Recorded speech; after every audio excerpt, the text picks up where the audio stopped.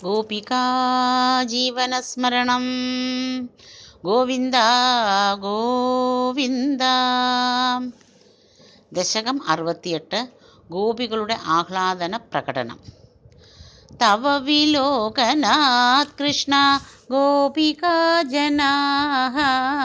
പ്രമദസങ്കുലാ കൃഷ്ണ പങ്കജേക്ഷണാ അമൃതധാരയാ കൃഷ്ണ സംപ്ലുതാ ഇവ സ്മിതിതതാം ദദോ കൃഷ്ണ ത്വത്പുരോഗതാ കദനു കാചനാ കൃഷ്ണ ത്വത്കരാംബുജം സപദി ഗൃഹ്ണതി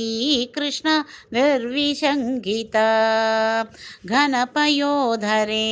കൃഷ്ണ സന്നിധായ സാ പുളക സംവൃതാ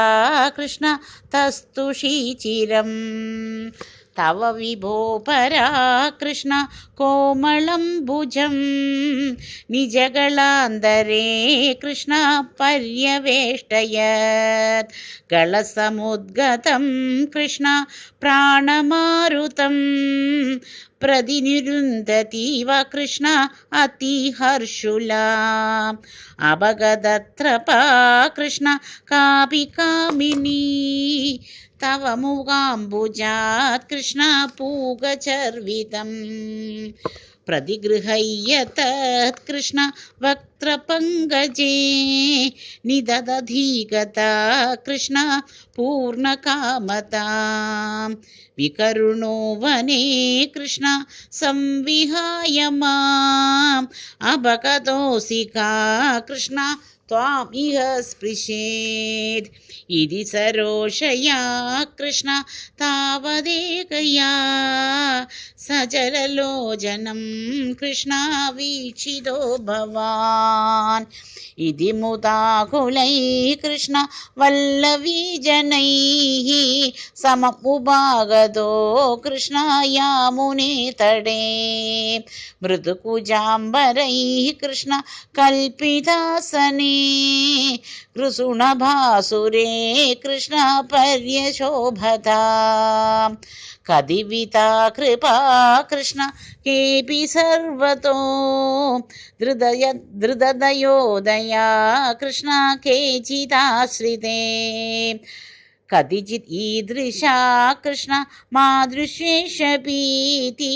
അഭിഹിതോ ഭവാൻ കൃഷ്ണ വല്ലവീജനൈഃ അയി കുമാരികാ രാധേ നൈവ ശങ്ക്യതാം കഠിനതാമയീ രാധേ പ്രേമ കാതരേ